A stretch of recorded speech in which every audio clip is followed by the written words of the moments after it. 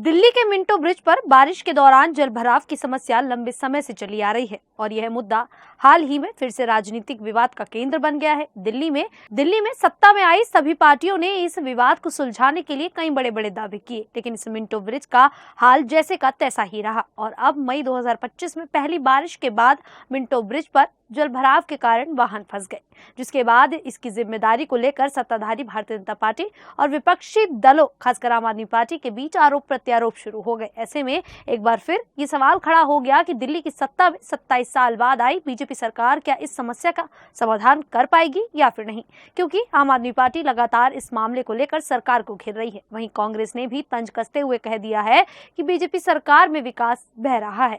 लेकिन दिल्ली के जलभराव की समस्याओं को लेकर मिंटो ब्रिज के पास हुए जलभराव के बाद दिल्ली की मुख्यमंत्री रेखा गुप्ता ने लापरवाही बरतने वाले अधिकारियों के खिलाफ कड़ा एक्शन लिया है। मिंटो ब्रिज के पास हुए जलभराव को लेकर कड़ा रुख अपनाते हुए लापरवाही बरतने के आरोप में पीडब्ल्यूडी विभाग के जूनियर इंजीनियर को तत्काल प्रभाव से निलंबित कर दिया गया है और सहायक अभियंता को कारण बताओ नोटिस देकर 48 घंटे में जवाब मांगा है। साथ ही एग्जीक्यूटिव इंजीनियर से भी जवाब मांगा गया है। मुख्यमंत्री रेखा गुप्ता के सख्त रुख से साफ हो गया है कि लापरवाही बरतने वाले अधिकारियों और कर्मचारियों को किसी भी सूरत में बख्शा नहीं जाएगा।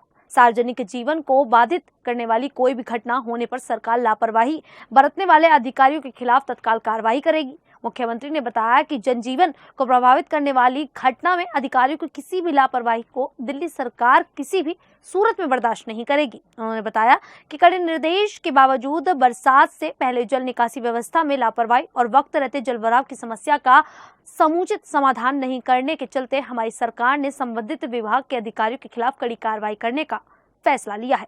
मुख्यमंत्री ने सभी संबंधित विभाग के अधिकारियों को साफ निर्देश दिए हैं कि बरसात के मौसम से पहले राजधानी दिल्ली में जल निकासी की समुचित व्यवस्था करने के साथ ही जल्द से जल्द सभी सीवर और नालों की सफाई की जाए, ताकि भविष्य में बारिश होने पर फिर से ऐसी घटनाएं दोबारा से सामने नहीं आ सकें।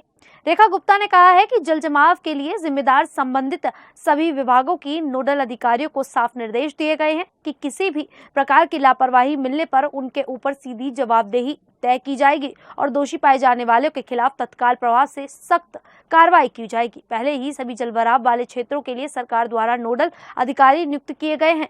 रेखा गुप्ता ने सभी अधिकारियों को सख्त निर्देश दिए हैं कि किसी भी सूरत में राजधानी दिल्ली में कहीं पर भी जलभराव के हालात पैदा नहीं हो सके। इसीलिए चाक चौबंद व्यवस्था करने के साथ ही ग्राउंड लेवल पर मॉनिटरिंग और सतत निगरानी करने की जरूरत है। बता दें कि इससे पहले भी जब दिल्ली में नई सरकार के कार्यकाल में बारिश हुई थी तो मिंटो ब्रिज पर जबरदस्त जलभराव हुआ था। उसके एक दिन बाद मुख्यमंत्री ने लोक निर्माण विभाग के मंत्री प्रवेश वर्मा के साथ मिंटो ब्रिज का मुआयना किया था। उन्होंने निर्देश दिए थे कि यहाँ पर आगे जल जमाव ना हो, मगर 2 दिन पहले हुई बारिश में फिर वही हर्ष सामने दिखाई दिया। मिंटो ब्रिज का नाम वर्ष 1905 से 1910 के बीच वायसराय रहे लॉर्ड मिंटो के नाम पर रखा गया था। वर्ष 1931 में बनकर तैयार इस ब्रिज का नाम यूं तो शिवाजी ब्रिज कर दिया गया है, लेकिन अभी भी प्रचलन में मिंटो ब्रिज ही कहलाता है। ये पुरानी दिल्ली को नई दिल्ली से जोड़ने वाला पहला पुल था। इसके बाद नई दिल्ली इलाके में वर्ष 1982 में दिल्ली में आयोजित एशियाई खेलों के द्वारा रणजीत सिंह फ्लाईओवर बना था। लाल ईंटों से बना मिंटो ब्रिज कनॉट प्लेस आने जाने वाले हर शख्स की नजरों से होकर गुजरता है और यह लैंडमार्क बन चुका है। मिंटो ब्रिज पर जलभराव की समस्या प्रशासनिक विफलता का प्रतीक बन गई है, जिसे लेकर बीजेपी और आम आदमी पार्टी के बीच राजनीतिक तकरार चल रही है।